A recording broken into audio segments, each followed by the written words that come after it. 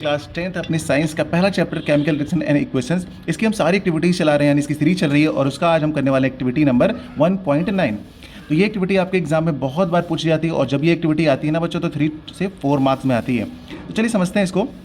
सबसे पहले इसका अरेंजमेंट समझ लेते हैं। देखिए हमारे पास यहाँ पर एक टेस्ट ट्यूब ले लिया हमने, ठीक है, ये हमारी टेस्ट ट्यूब है, ठीक है।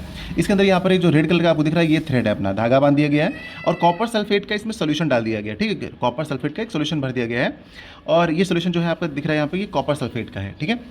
और उसके बीच में ये जो डाली गई ना आयरन नेल्स, यानी 2 कील डाल दी गई बांध करके, आयरन नेल्स इसमें रख दी गई हैं, ओके। ये आपकी आयरन नेल्स हैं, ये इसमें रखी गई हैं, है ना। अगर इनको हम 20 से 25 मिनट के लिए छोड़ दें तो फिर क्या होता है उसके बाद, ये क्वेश्चन आपसे एग्जाम में पूछा था कि आफ्टर 20 मिनट या 30 मिनट इसका कलर कैसा होगा और क्या होगा।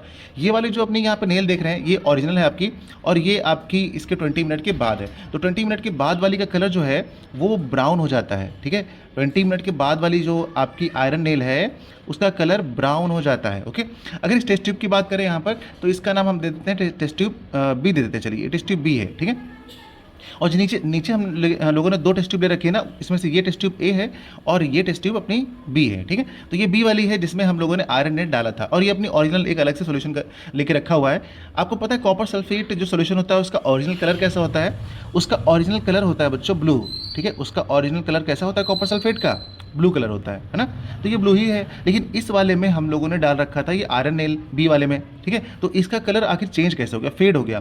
तो इसका कलर बच्चों फेड हो जाता है, ठीक है। इसका कलर आपका फेड हो जाता है, लेकिन फेड हो जाता है पर फेड कैसा, किस रंग में आता है, फेड होकर कोई कलर तो देगा, तो फेडेड ग्रीन कलर का, यानी कि ये ग्रीन कलर में फेड हो जाता है, यानी ग्रीन कलर मुरझाया हुआ सा फेडेड कलर का दिखता है, ठीक। तो ग्रीन कलर में कन्वर्ट हो गया, यानी कि आपको ये पता चल गया कि कॉपर सल्फेट सोल्यूशन का जो कलर होता है वो ब्लू होता है और फेरस सल्फेट सोल्यूशन का जो कलर होता है वो ग्रीन हो गया। अब तो पता चल गया ना आपको कि इस वाले में आपका कॉपर सल्फेट सोल्यूशन है यानी ब्लू कलर का और इसमें फेरस सल्फेट का सोल्यूशन है। चलो इतनी बात समझ में आई कि 20 मिनट के बाद ये कलर चेंज हो जाता है। तो आपसे पूछा जाता है एग्जाम में कि आखिर ये जो कलर है ये कैसा होता है, तो आप कहोगे ग्रीन। फिर कहोगे इस सोल्यूशन का नाम क्या है, तो आप कहोगे फेरस सल्फेट। ये नाम बताने के, इतना बताने के आपको बच्चों 3 से 4 मार्क्स मिलते हैं।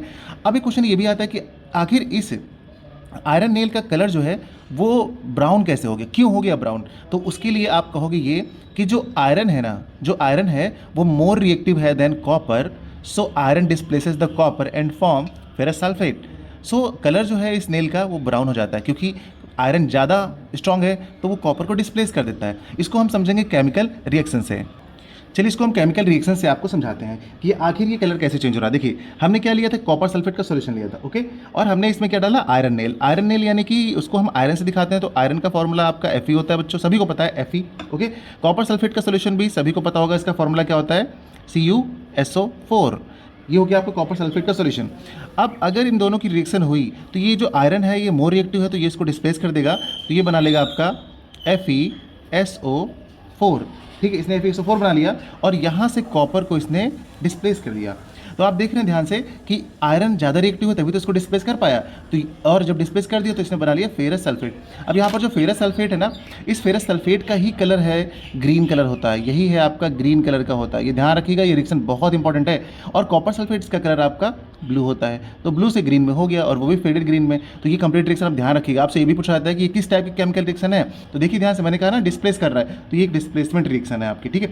इस तरह के और भी एग्जाम्पल है आपके इसमें, जैसे कि अगर जिंक आपके सामने कहा जाए कि जिंक के ग्रेन्यूल्स हैं और यहाँ पर आपके पास रख दिया जाए कॉपर सल्फेट का सॉल्यूशन, ठीक है ना, कॉपर सल्फेट का सॉल्यूशन, तो कहा जाएगा अब बताओ क्या प्रोडक्ट बनेगा। अब आपको बताना होगा इसमें क्या प्रोडक्ट बनेगा। तो आप कहोगे सर जिंक जो है ज़्यादा रिएक्टिव होता है कॉपर से, इसलिए क्या करता है ये इसको डिस्प्लेस कर देगा, तो ये बना लेगा जिंक सल्फेट और यहाँ से कॉपर को फिर से बेचारे को अलग कर देगा। तो ये हो गई इसकी केमिकल रिएक्शन। आप ध्यान रखिएगा, ये बहुत ज़्यादा इंपॉर्टेंट केमिकल रिएक्शन है बच्चों। ये आपके एग्जाम में 3 से 4 मार्क्स में आती है, जैसे कि मैं बता रहा हूँ आपको, और आपको ये तैयार भी कर लेना अच्छे से, ठीक है। तो अगर आपको समझ में आया तो ये रिएक्शन जो है, ये एक्टिविटी सीरीज जो है अपने दोस्तों के साथ शेयर कीजिएगा और हमें भी थोड़ा सपोर्ट कीजिएगा, यानी कि वीडियो को लाइक कीजिएगा। मिलते हैं अगली क्लास में नई एक्टिविटी के साथ।